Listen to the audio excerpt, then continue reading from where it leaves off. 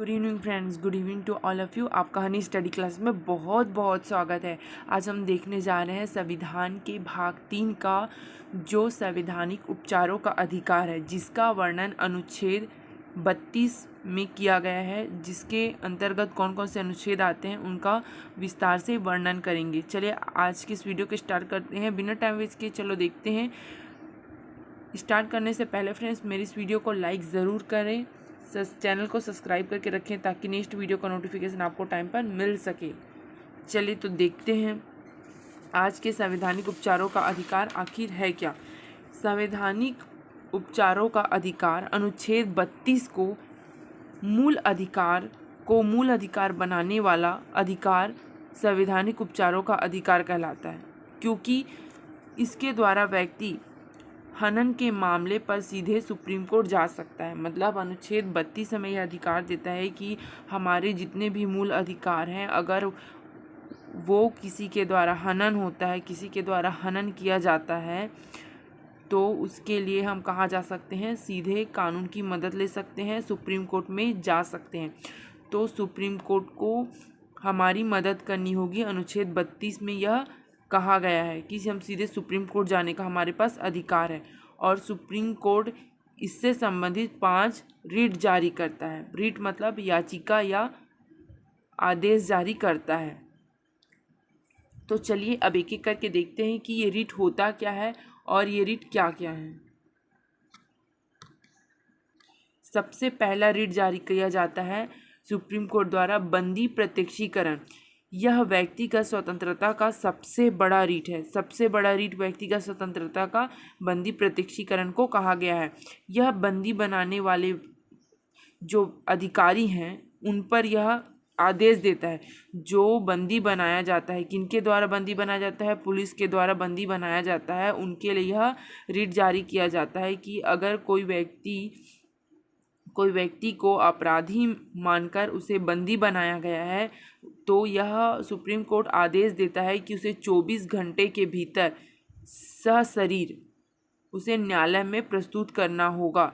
24 घंटे के अंदर उसे कहाँ प्रस्तुत करना होगा? न्यायालय में प्रस्तुत करना होगा। परंतु इसमें एक बात और है कि अगर जैसे आज सैटरडे है और कल सरकारी अवकाश है, तो उस छुट्टी के दिन को, उस अवकाश के दिन को 24 घंटे के भी अंदर नहीं जोड़ा जाएगा। और अगर कोई रास्ता है उसे तय करने के लिए 24 घंटे लग जा रहे हैं, तो उसके आयात के रास्ते को, आवागमन के समय को उस 24 घंटे के भीतर ऐड नहीं किया जाएगा। तो इस प्रकार से बंदी प्रत्यक्षीकरण में यह कहा गया है कि जो बंदी बनाने वाले अधिकारी के लिए यह रिट जारी किया गया है, आदेश देती है सुप्रीम कोर्ट कि आप किसी बंदी को सशरीर 24 घंटे के भीतर उसे न्यायालय के सामने प्रस्तुत करना ज़रूरी है। नेक्स्ट देखते हैं परमादेश। नेक्स्ट रिट कौन सा जारी किया जाता है? परमादेश। चलिए देखते हैं परमादेश होता क्या है। परमादेश का अर्थ होता है परमादेश, अर्थात हम आदेश देते हैं। मतलब सुप्रीम कोर्ट के द्वारा आदेश दिया जाता है। जब कोई सरकारी कर्मचारी अपना काम सही से नहीं करता, तो उसके लिए अच्छे से काम नहीं करता, तो उसके लिए यह परमादेश का रिट जारी किया जाता है। उसे अपने काम से अवगत कराने के लिए परमादेश लाया जाता है। अगर कोई सरकारी कर्मचारी अपना काम है उसे सही तरीके से, अच्छे तरीके से नहीं करता है, तो उसके लिए यह जारी किया जाता है। नेक्स्ट आता है अधिकार पृच्छदा। अधिकार पृच्छदा क्या है? चलिए देखते हैं। जब कोई व्यक्ति ऐसे कार्य को करने लगे जिसके लिए वह अधिकृत नहीं है, तो उसे रोकने के लिए अधिकार पृच्छदा का रिट जारी किया जाता है।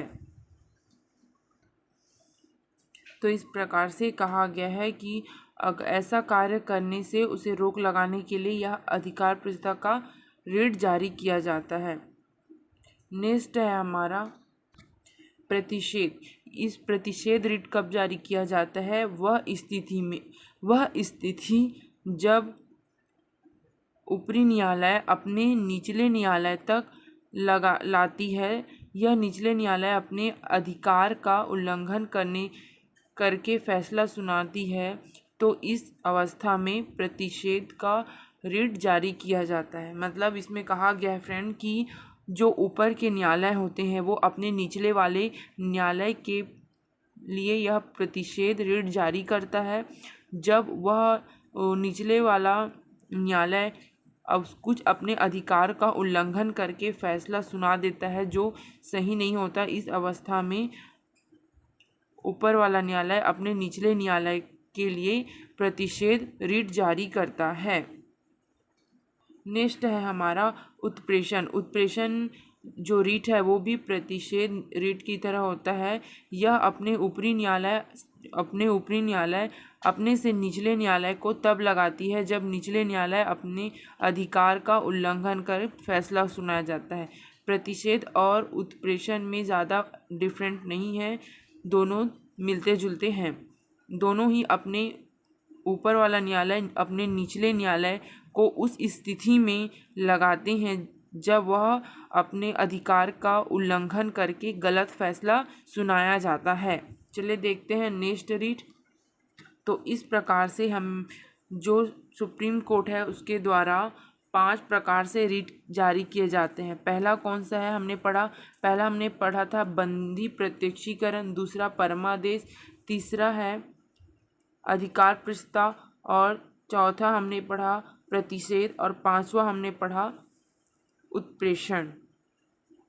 तो इस प्रकार से 5 प्रकार के रिट जारी किए जाते हैं।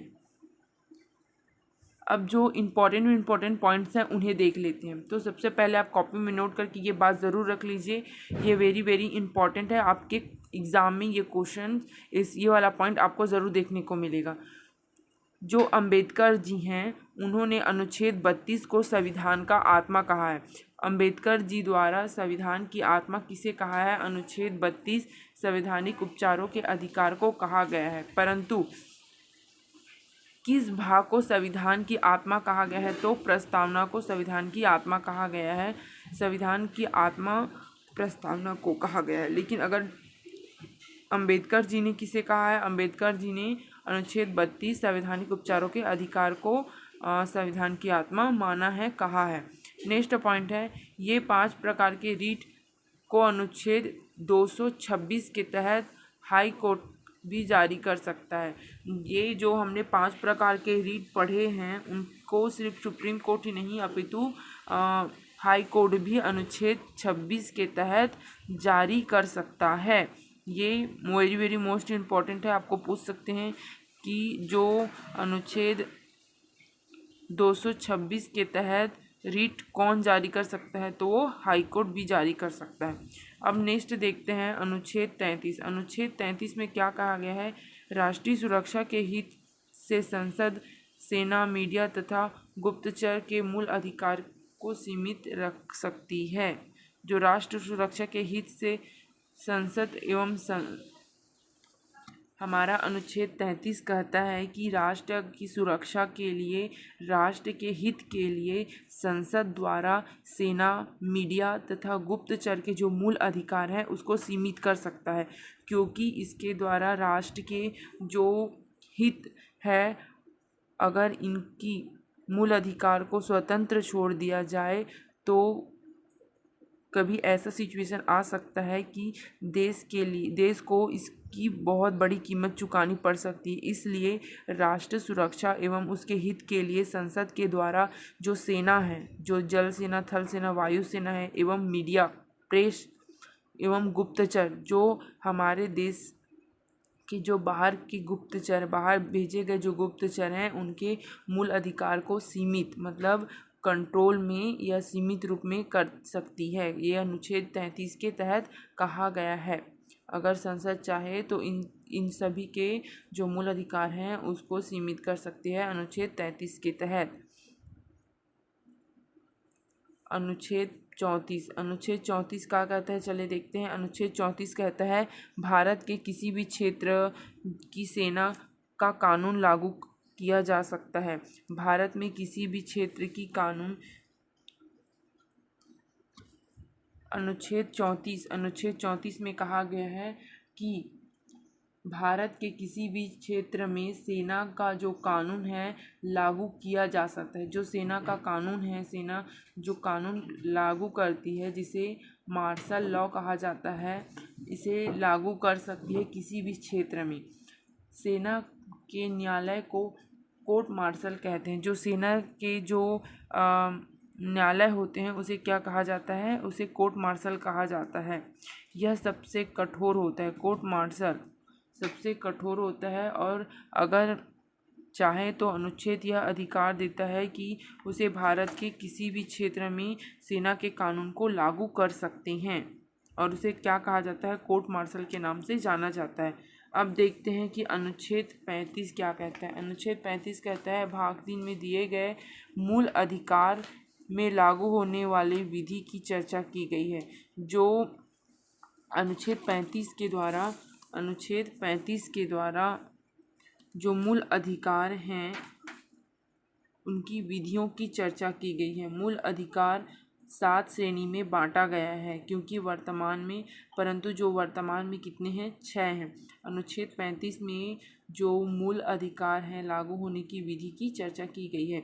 मूल अधिकार वर्ग 7 श्रेणी में बांटा गया है किंतु एक को हटा दिया गया है, तो वर्तमान में मूल अधिकार की संख्या कितनी है? वर्तमान में मूल अधिकार की संख्या 6 कर दी गई है।